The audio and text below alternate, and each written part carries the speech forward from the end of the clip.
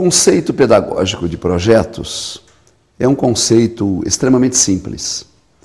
E esta simplicidade acaba dificultando a sua compreensão. Porque tudo aquilo que é de tal forma simples e objetivo, ele pode induzir a uma abertura de fazer com que essa ideia seja vista por muitos ângulos. Por isso, creio que a primeira ideia que se precisa ter, com clareza, é o que é um projeto. Claro que dentro do ponto de vista pedagógico.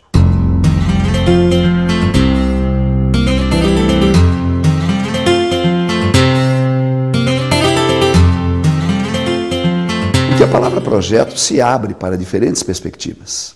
Projeto arquitetônico, o projeto de uma defesa ou de uma acusação jurídica, o projeto de uma intervenção cirúrgica. Portanto, todas as profissões possuem determinados atos que podem ser precedidos de uma ação e não é anormal que a esta ação se dê o nome de projetos. Dentro do contexto da escolaridade, projeto é uma investigação desenvolvida em profundidade em torno de um determinado assunto. Toda investigação desenvolvida por todos os meios e com toda a profundidade que as condições requer, envolvendo a busca de uma solução, induz a ideia de projeto. Isto nos leva a crer que, se tomarmos a palavra projeto num sentido bem amplo, ele pode ocorrer numa aula, num segmento de aula, ele pode ocorrer no contexto do trabalho de um professor tradicional, que durante uma fase substitui a sua maneira de explanar pela aplicação de um projeto, como ele pode envolver toda a escolaridade e a escola toda trabalhar através de projetos. Então não podemos circunscrever a palavra projeto a situações muito específicas. Volto a repetir porque esta ênfase é de importância incontestável. O professor dá aula durante o ano inteiro e, num determinado período, pode anunciar durante esta semana ou durante esta quinzena, vamos substituir a rotina das aulas convencionais, porque todos nós vamos nos empenhar na busca da resposta a uma questão intrigante e, portanto, se fechar no projeto. Pode ocorrer projetos interdisciplinares, onde todo o saber chega ao aluno, porque todo o saber chega sob a forma de quesitos que devem buscar a investigação, e a investigação se concentra nesse sentido.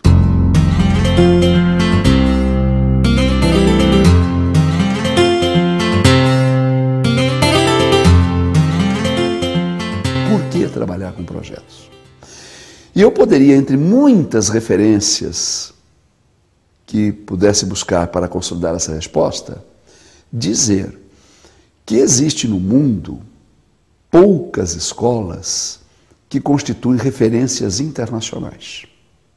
Não são muitas. O que é compreensível, porque cada escola tem a peculiaridade de atender uma clientela que lhe é própria, e muitas vezes aquela escola é excelente para aquela clientela, mas não permitiria que se transferisse para outra.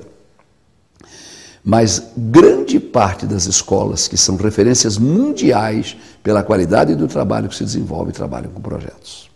Em particular, dentro do campo explícito da educação infantil, o exemplo mais conhecido e mais popular é o exemplo de Reggio Emilia. Reggio Emilia é uma comunidade situada na parte noroeste da Itália, mais ou menos a 70, 80 quilômetros de Bolonha, onde não poucos educadores consensuam de que ali se pratica a melhor educação infantil do mundo, e é uma educação infantil praticada há mais de 60 anos. Portanto, as suas referências em termos de gerações consolidam a sua qualidade, e Reggio Emilia trabalha em projetos. E trabalha com projetos e não concebe outra forma de desenvolver a ação educativa senão através de projetos. É importante reiterar que eu não estou pretendendo dizer que devamos trabalhar em projeto porque uma determinada comunidade educacional, que é uma referência mundial, assim o faz. Não é isto. Mas estou procurando mostrar que se buscarmos referências internacionais, muitas delas se convergem para esta forma de ação, e no contexto deste dado, o Reggio Emília eu citei como um único exemplo, como poderia, obviamente, buscar outros exemplos. Então, uma das razões é exatamente a qualidade e a essência com que algumas escolas buscam este caminho. A criança, o adolescente que aprende a trabalhar em projetos, ele não aprende apenas coisas, ele aprende a aprender. É possível afirmar que uma pessoa bem-sucedida é uma pessoa que tem projetos. Tem projetos quanto à sua carreira profissional, tem projetos quanto à sua realização interpessoal, tem projetos quanto à sua vida familiar e que, portanto, quando aquela escola onde cresce trabalha com projetos, ele aprende uma metodologia de ação que acaba ajudando a ser uma criatura mais completa, a desenvolver um trabalho com mais eficiência.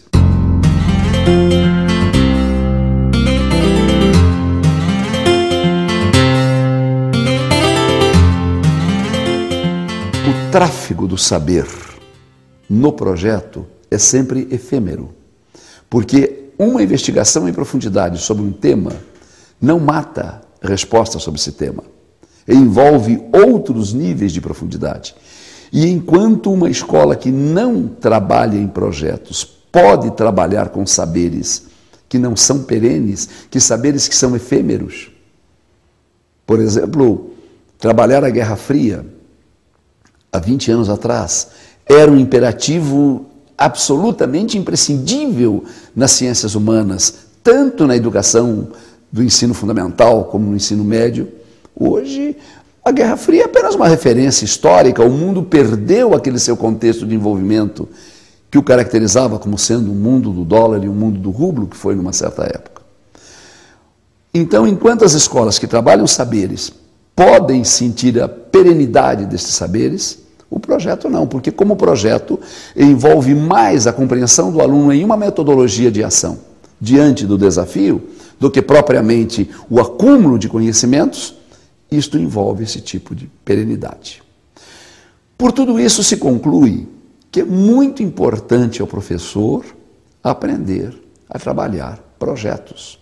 Porque se a estrutura escolar em que ele trabalha não faz do sistema de ensino um uso de projetos interdisciplinares, isto não exclui o fato de que no âmbito específico da disciplina dele, da aula dele, ele possa abrir espaço sobre isso e possa até se constituir num profissional capaz de sugerir outros caminhos, outras ideias.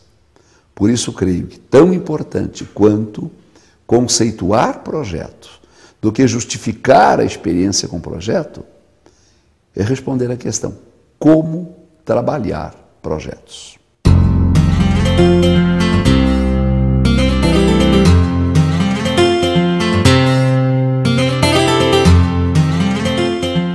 Só que antes de dizer como trabalhar projetos, até para ilustrar de uma maneira mais significativa a conceituação e a atualidade, eu queria fazer alguns comentários sobre alguns projetos que foram desenvolvidos, alguns modelos de projetos, porque com a descrição destes modelos, a ideia se torna mais consistente e, a partir daí, comentar-se o como, dizendo os passos a cumprir, se torna mais fácil.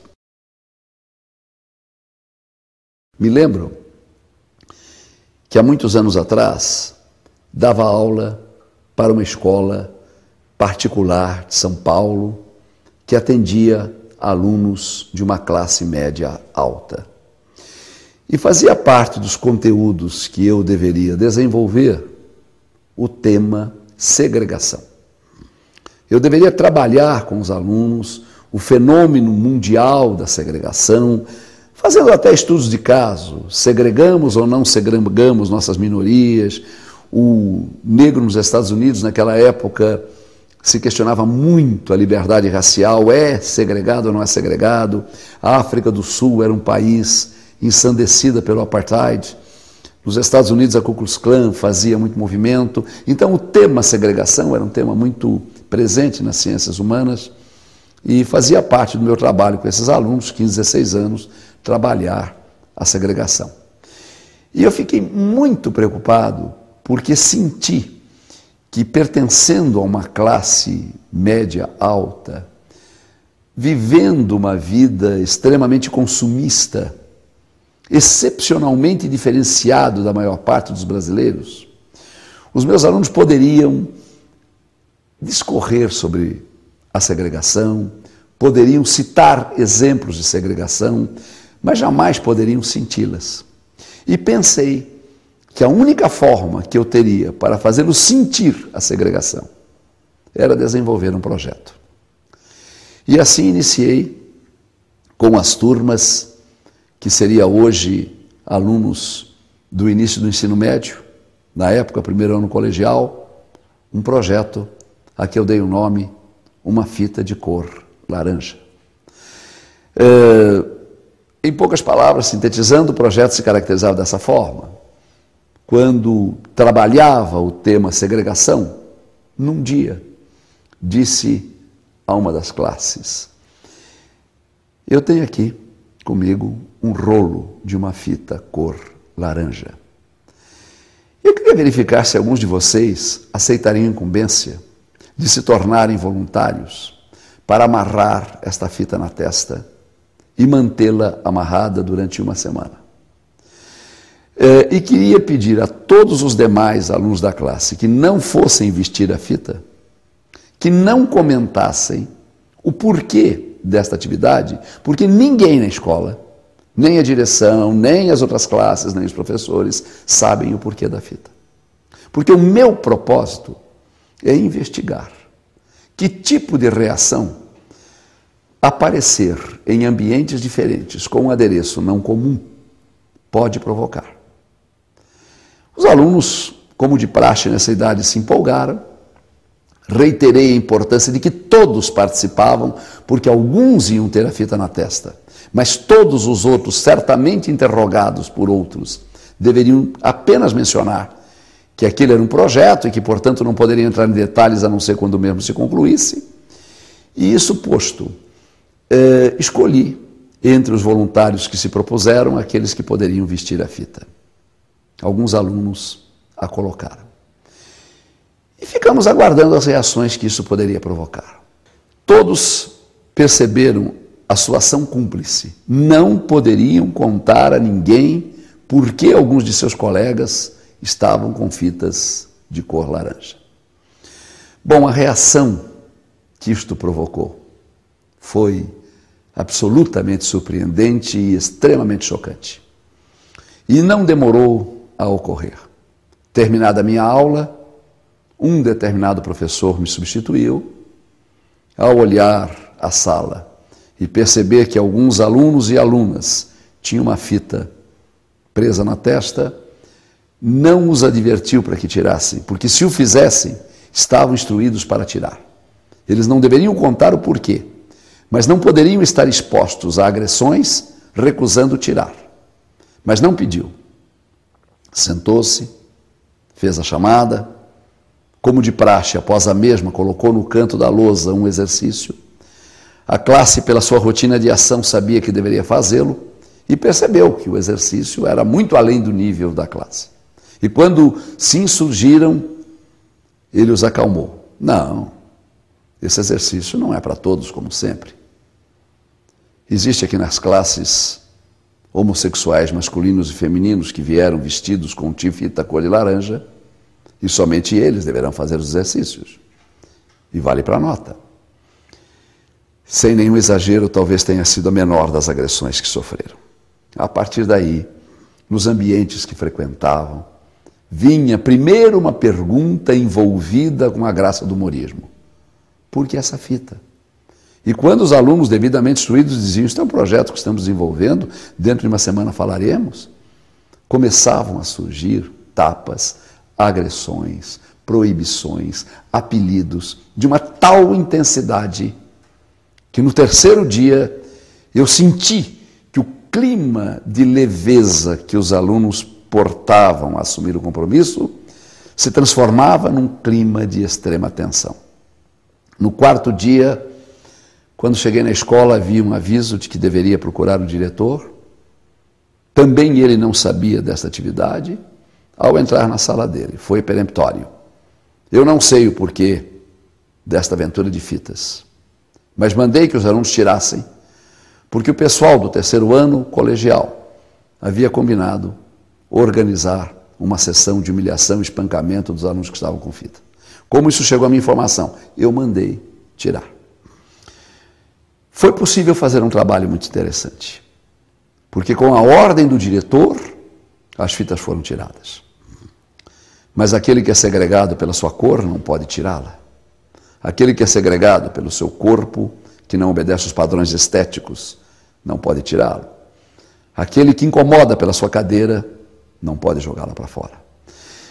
Então eu costumo citar este exemplo porque o projeto, ele fracassou, ele não se concluiu, mas o objetivo que era aquela investigação, de perceber que a segregação está muito mais à flor da pele e que quando nos tornamos diferentes, sem justificativas sociais para que aquelas diferenças sejam aceitas, isso desperta um sentimento, me permitiu fazer com que os alunos compreendessem o que era ser morador de um Bantustã na África do Sul, o que era ser vítima dos ataques da Ku Klux Klan, o que era, enfim, ser indígena ou ser um excluído dentro de uma sociedade de classes como a sociedade brasileira.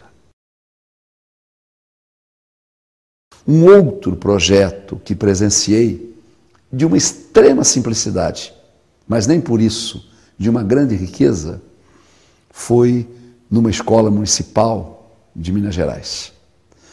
Os professores se reuniram, resolveram desenvolver um projeto diferenciado, mudando a característica de suas aulas. E por isso, quando os alunos chegaram à escola num determinado dia, encontraram o pátio forrado de pedaços de cartolina, trazendo perguntas intrigantes, curiosas, desafiadoras, propositoras. Perguntas que se esparramavam pelas paredes, perguntas que apareciam penduradas no forro, perguntas que apareciam em algumas árvores que existiam no pátio. Por exemplo, por que a água, quando ferve, borbulha? Por que os pinguins não voam se têm asas? Por que o pico de uma montanha está mais perto do sol e é mais frio que a base? Por que usamos determinadas palavras com sentido diferente do sentido que outras pessoas usam? É necessário dizer que, colhidos pela surpresa de encontrar a escola assim decorada, os alunos afoitos corriam de um lado para o outro, procurando saber o que aquelas perguntas representavam e se perguntando quem ali as colocaram. Quando entraram para a sala de aula, para o primeiro dia daquele semestre que se iniciava, todos os professores comunicaram. Vocês devem estar estranhando essas perguntas que aí estão. São as perguntas que induzem as aulas que terão. Aí no pátio tem perguntas de matemática, de história, de biologia, de ciência, de geografia, tem perguntas de língua inglesa, tem perguntas de educação física. Sabem como chegamos a essas perguntas? Vocês estão lembrados que o ano passado nós passamos a vocês uma folha de papel, nem nome era preciso assinar para perguntar o que queria se perguntar? Varia perguntas de novela, perguntas de futebol, varia perguntas de vida, variam perguntas de sexo, variam perguntas de religião. Nós colhemos um mundo de perguntas. Aí, os professores saíram pelos arredores da escola, perguntando para a comunidade que coisas eles gostariam de saber. Foram perguntar ao padeiro, perguntar ao açougueiro, perguntar à dona de casa, perguntar, enfim, às pessoas que encontravam. E aquele mundo de perguntas ainda mais cresceu. Aí os professores se reuniram, integraram perguntas, porque muitas eram similares ou eram muito próximas, e aí fizeram uma classificação. Estas devem ser respondidas pela história. Estas poderão ser respondidas pela matemática. Estas poderão ser respondidas pela língua inglesa, por ciências, pela língua portuguesa, pela geografia. Descobriram que a maior parte delas eram perguntas interdisciplinares e que, se respondidas por um, não excluía a possibilidade de resposta por outro. Aí foi apenas a tarefa de esparramá-las pelo pátio.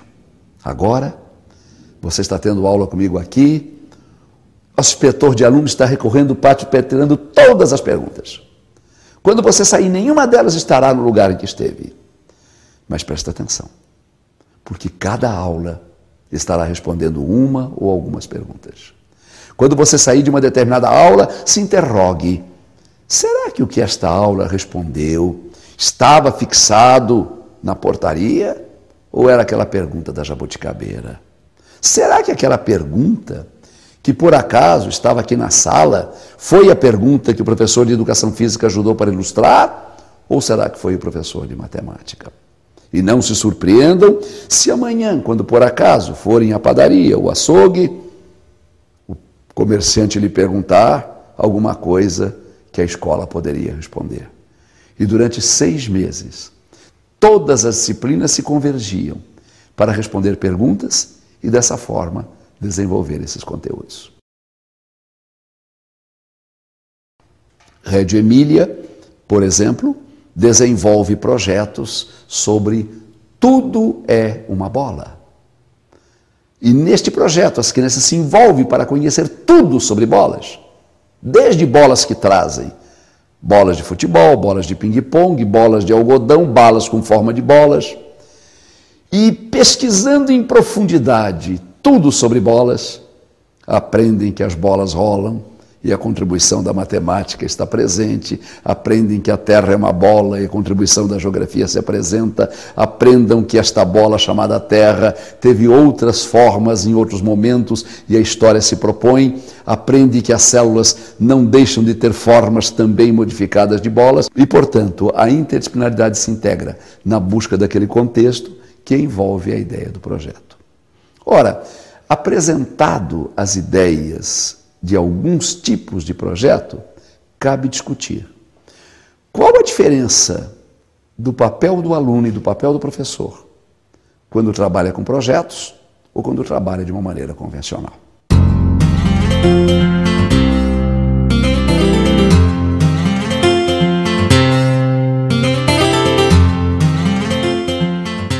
A resposta é muito simples, embora a simplicidade da resposta oculte ações procedimentais muito diferentes. Em poucas palavras, num ensino convencional, o professor é proprietário da informação. Ele é o titular impoluto dos saberes que, em doses subsidiadas pela sua aula, ele passa aos alunos. Portanto, pensa-se o aluno como uma tábula rasa, como um cérebro vazio, que progressivamente vai sendo preenchido por aquelas aulas onde lhe serão passados os conteúdos, onde lhe serão transmitidas as informações. No projeto, o professor muda de maneira radical do papel. O conhecimento, o saber, não é mais propriedade sua. Ele é apenas um intermediador entre aquele saber que está nos livros, que está na sociedade, que está na internet, que está em toda parte, que está na ciência, e a forma como o aluno vai buscá-lo. Então, o professor, eu diria que ele conduz as ações do projeto, ele faz com que aqueles passos essenciais para a consecução do projeto sejam caminhados. Ele é muito menos, me permite uma comparação futebolística, o técnico e muito mais o capitão do time. Ele está jogando com aquela equipe, orientando a ação deste, orientando a ação daquele, conduzindo o papel deste, conduzindo o papel daquele. Por isso, ele é o indivíduo que vai proporcionar perguntas e mais perguntas e mais perguntas para fazer com que aquela macro questão que justifique e conceitue o projeto seja naturalmente alcançada. Qual o papel do aluno no projeto? Eu diria que numa aula convencional, o aluno é predominantemente um espectador.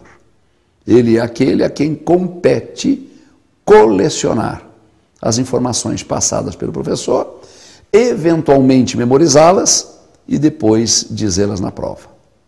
No projeto, ele é um ser atuante, envolvido, participante, ele é um pesquisador, literalmente pesquisador. Esta condição de pesquisador não exclui de ação em papéis. Muitas vezes aquele projeto vai envolver todos aqueles alunos na pesquisa, mas não significa que todos eles vão pesquisar a mesma coisa. É possível papéis diferentes naquela consecução. Mas, de qualquer forma, em nenhum instante o aluno se sente prisioneiro daquela carteira, imobilizado por aquela condição de ouvinte, mas como elemento que está sendo acompanhado pelo professor ou por uma equipe de professor no desempenho, que é a consecução integral daquele projeto. A aula convencional não envolve ideias de natureza material. E o trabalho com projeto pode, sim, embora não seja imprescindível, abrigar fazeres, abrigar ação. O projeto pode ser, por exemplo, se fazer uma horta, mas não fazer uma horta apenas para que o aluno acompanhe o processo da germinação, mas para que se perceba a importância da ação coletiva, para se descubra o papel do solo e, portanto, o seu cuidado, para que se acompanhe as condições meteorológicas que geraram o desenvolvimento da planta e que, portanto, não leva apenas o aluno a absorver a informação, mas leva este aluno também a aplicar aquilo que sabe, também a agir, também a atuar. Estabelecido os papéis que cabem ao professor e os papéis que cabem ao aluno, parece que é importante discriminar quais devam ser os passos do projeto.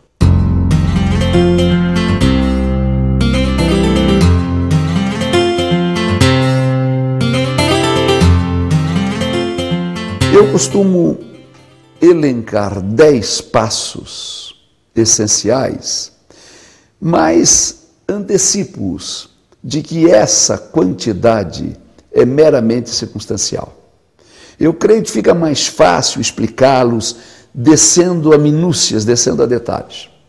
Mas nada impede que uma equipe de professores possa integrar 2 passos em um e fazer os 10 se transformarem em 5, ou em 7, ou 8, como também não é de forma alguma inviável que desdobrem um dos passos e, portanto, os 10 possam se transformar em muitos outros.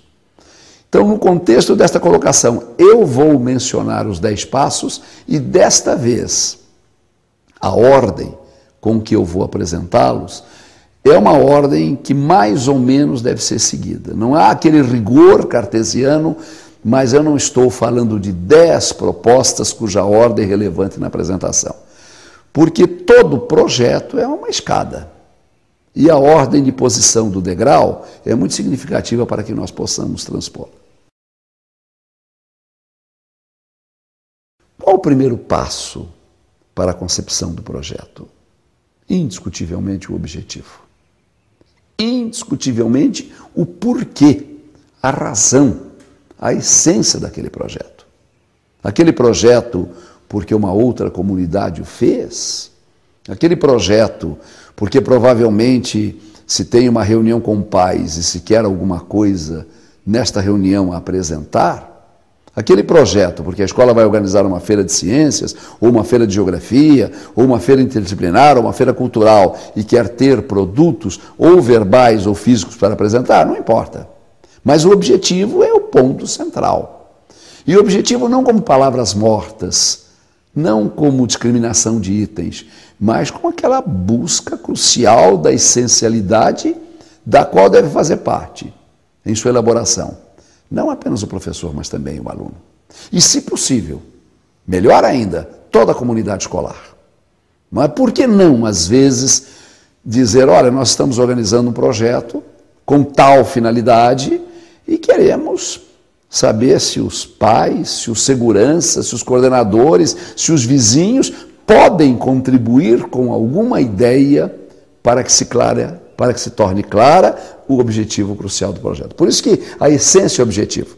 E eu, particularmente, tenho muito medo desta palavra, porque muitas vezes a pessoa coloca o objetivo como sendo uma discriminação de itens pouco aferidos com aquela realidade efetiva do projeto. Aqui não importa. As linguagens podem ser extremamente simples, mas aquilo precisa estar muito claro. Nenhum participante do projeto, seja qual for o seu papel, pode ignorar o que ele está fazendo, por que ele está fazendo, com que finalidade ele está fazendo. Definido o objetivo, O segundo passo para a concepção do projeto são as perguntas. As perguntas são microfacetas da grande pergunta a que o projeto se propõe a colocar. Eu diria que as perguntas constituem um acender de curiosidades. Não é? Então, de que maneira nós vamos buscar respostas a essas perguntas? Necessário dizer que essas perguntas não devem chegar prontas no professor para passar ao aluno. O professor pode chegar com uma listagem de perguntas para excitar a busca de outras, mas é natural que todos os alunos perguntem, que aquele elenco muito grande de perguntas seja efetivamente feito, para que, no final, quando o projeto se concluiu, se perceba se todas foram respondidas ou se eventualmente algumas não foram, talvez até não foram, porque o próprio nível de conhecimento da ciência não tenha permitido que essa pergunta possa ser respondida. A terceira fase do projeto, terceira fase no que diz respeito à sua comunicação aos participantes, mas seguramente pensada de maneira prévia quando no projeto se pensou, diz respeito às suas fontes. Onde buscar os fundamentos para essa investigação? Quanto mais amplas e tanto quanto mais diversificadas, mais pródiga será a realização do projeto. Então, nunca esquecer livros, enciclopédias, dicionários, fitas de vídeos, CDs. Nunca esquecer a importância de entrevistas com especialistas, entrevistas com pessoas da comunidade. Jamais esquecer contatos com agências de comunicação, para que realmente se tenha em mãos aquele vasto horizonte de meios que se dispõe para buscar as respostas. O que não significa dizer que todas as fontes precisam ser consultadas. Às vezes, na consulta de uma primeira, se percebe que a dúvida foi devidamente esclarecida, pode-se até negligenciar uma outra. Mas é muito importante que o aluno tenha os seus olhos brilhando pela certeza de perceber que qualquer pergunta que na vida se faz, há muitos lugares para a resposta se buscar. Faz parte da tradição convencional da escola antiquada a ideia de que toda pergunta tem uma resposta num único lugar. E é muito importante que o aluno saiba que os caminhos são muitos e há muitas possibilidades para buscá-los. O quarto passo é discutir as fases do projeto. O projeto ele tem que ter começo, meio e fim. Um escritor não faz um livro sem fazer um projeto desse livro. Um dramaturgo não pensa em criar uma peça teatral sem dividi-la em atos, ou mesmo que fazendo num ato único, dividir as partes. Então a fase do projeto, ou as fases do projeto, constituem aquelas suas etapas primordiais. A preparação, a apresentação, a avaliação. É uma sugestão de fases, mas é óbvio que pode-se colocar em meio a essas três muitas outras fases, não é? A fase da pesquisa, a fase da elaboração, a fase da sua apresentação, a fase da sua conclusão. Então, tudo isto constitui uma etapa muito importante. Esse quarto passo nos induz ao quinto. Eu diria um cronograma de como estas fases irão ser desenvolvidas, quase como uma expectativa do tempo que se teria para que o projeto se concretizasse. Na maior parte das vezes, o tempo é restrito. A escola não propõe que o projeto possa durar um tempo indefinido. Então, que se estabeleça e que se coloque dentro deste tempo que se tem os objetivos. Não me parece nenhum problema o professor saber que ele tem 3 dias para que o projeto se conclua ou que ele tem 30 dias. Desde que ele tenha esses objetivos subordinados ao tempo que ele dispõe. Muitas vezes, o tempo que se oferece é muito menor do que a grandeza dos objetivos, então cabe modelar. Mas estas fases são fases cruciais. Concluindo-se as fases, um detalhe muito importante no projeto é os professores identificarem quais habilidades operatórias aquele projeto está desenvolvendo nos alunos. O que é uma habilidade operatória? Habilidade operatória são formas de pensamentos, são tipos de reflexões que levam a pessoa a compreender de uma maneira mais ampla uma pesquisa que faz. Habilidades operatórias é saber comparar, classificar, analisar, sintetizar, localizar, deduzir, contextualizar e uma série de outras. Não é de forma alguma o meu propósito fazer uma relação das habilidades operatórias, mas caracterizar esses verbos de ação para que realmente o professor possa sentir que o aluno não tem apenas o resultado da informação, mas que ele desenvolveu operações mentais fazendo com que aquelas informações tivessem sido melhor percebidas. Aquele aluno sabe comparar, aquele aluno sabe analisar, aquele aluno sabe sintetizar, aquele aluno sabe deduzir, e tudo isto foi propiciado pelo projeto. Mesmo que às vezes esse projeto especial no qual se busca não tenha muito que sistematizar o uso desta habilidade, mas ainda assim ela pode ser explorada. Exemplificando isso que eu estou dizendo, às vezes o professor pode dizer, não, mas eu não vejo por que neste projeto específico que estamos fazendo é importante sintetizar.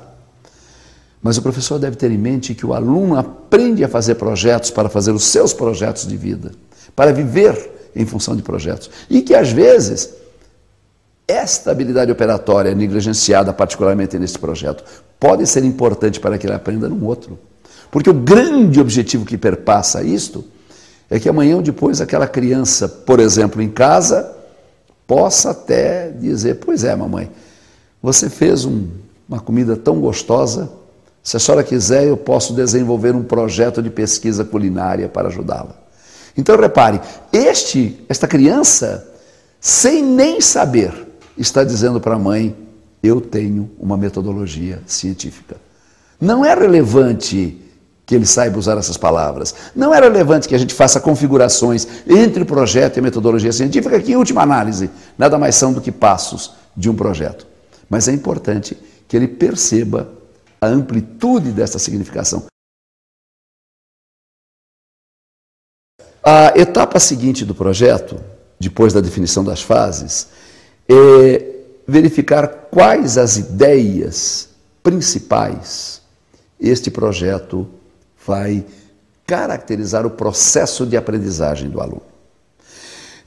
Isto não é muito fácil, mas é muito importante, porque saímos um pouquinho do projeto, para depois voltarmos e mostrar o significado dessas ideias principais. Se nós temos uma determinada escola que não trabalha com projetos, mas que nem por isso deixa de desenvolver um ensino de alta qualidade, é perfeitamente possível, ao cabo de uma semana, de um mês, de um espaço letivo qualquer, interrogar-se um aluno e dizer quais foram as ideias principais desenvolvidas nessa semana. O que esta semana contribuiu para que mudasse a sua visão da língua portuguesa, da matemática, da geografia, da história das ciências.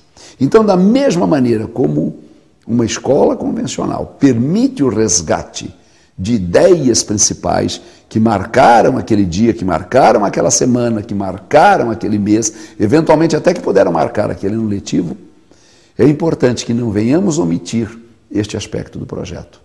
Porque o projeto não visa substituir a aula convencional, mas ele não pode, em comparação à aula convencional, deixar de caracterizar aprendizagens significativas. Não tem cabimento, amanhã ou depois, aquele professor dizer, não, meu aluno está despreparado para prestar um exame vestibular, porque nós trabalhamos apenas com projetos. Não, aquele aluno que trabalha com projetos deve levar bagagem de conteúdos tão significativos quanto aquele aluno que não trabalhou. Por isso que as ideias principais devem mostrar que naquele projeto A geografia está presente, onde ela está presente, porque ela está presente, em conteúdos ela está presente, e que isto vale para a história, que vale para a matemática, que vale para a língua portuguesa, que vale para artes, que vale para a educação física, enfim, para todas as disciplinas que compõem aquela estrutura curricular. O aluno vai expressar os seus saberes sobre o projeto com palavras, apenas com palavras escritas, com palavras verbais, com gráficos, com colagens, com uma apresentação de um coral, com uma apresentação mímica, com movimentos de natureza gestual.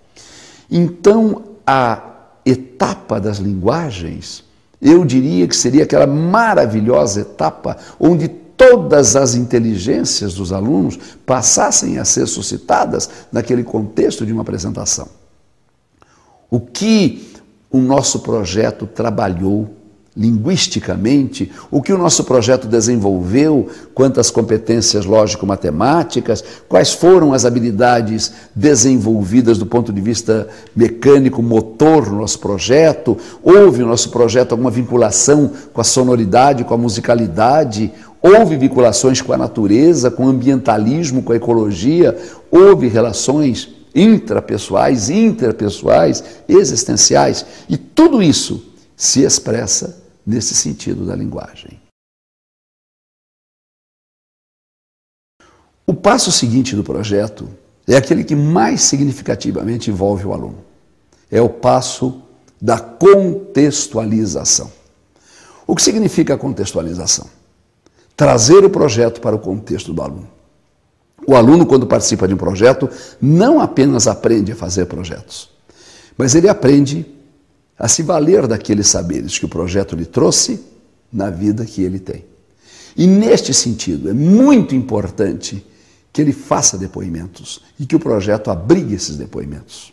Uma coisa extremamente artificial é os coordenadores, os diretores do projeto dizer o que o meu aluno aprendeu no projeto ele vai usar nas compras que ele faz no supermercado, os saberes que ele aprendeu no projeto ele vai permitir que ele se possa envolver nas notícias que ele colhe, ele vai ler uma revista de maneira diferente do que ele leria antes de desenvolver o projeto. Outra coisa é esta contextualização dita pelo aluno.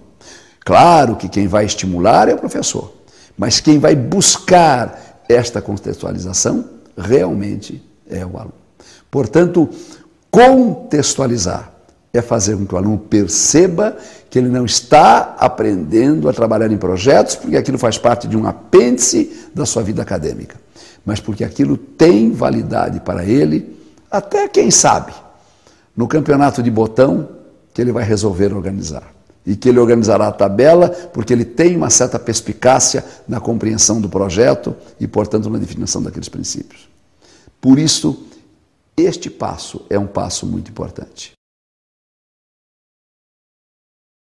Me parece que chega a hora de se pensar na linha do tempo. A linha do tempo é projetar todos esses passos dentro de uma visão de tempo. Quanto vai durar nosso projeto? 1 mês? Vai durar 2 meses? Se vai durar 2 dias, quanto tempo nos cabe para a apresentação? Quanto tempo nos cabe para trabalhar as ideias principais? Quanto tempo envolve as habilidades operatórias? Enfim, distribuir os passos do projeto pela linha do tempo. Não creio que esta limitação de tempo deva ser absolutamente inflexível. Acho até que os melhores projetos é aqueles que propõem uma certa maleabilidade, mas é absolutamente inconcebível que às vezes o projeto não conclua, não termine, porque houve uma má perspicácia quanto à linha do tempo e o ano letivo terminou, o semestre terminou, as provas chegaram ou aconteceu qualquer coisa, não deu para terminar o projeto. Isto é um fracasso injustificável, imperdoável. E o que vai dar a dimensão do fracasso é esta linha do tempo, não apenas interiorizada, mas materializada, escrita no espaço. Quer dizer, qualquer um dos participantes deve ser capaz de botar o dedinho lá e dizer, não, estamos aqui e deveremos estar aqui, precisamos correr um pouquinho mais, ou podemos até ir de uma maneira mais serena, porque de uma certa forma o tempo está se concretizando. E o último passo do projeto não poderia deixar de ser, é o passo da avaliação. Não é? Esta avaliação é imprescindível. Foi um ótimo projeto. Ora, foi um ótimo projeto. O que fundamenta esta palavra ótimo? Esta palavra ótimo é fundamentada por aquilo que fundamenta uma escola. Uma ótima escola é uma escola onde ocorre a aprendizagem. Este projeto levou à aprendizagem. Esta aprendizagem é palpável, esta aprendizagem é avaliável, esta aprendizagem é significativa. O meu aluno era um antes de começar o projeto, ele tornou-se outro após a consecução do projeto.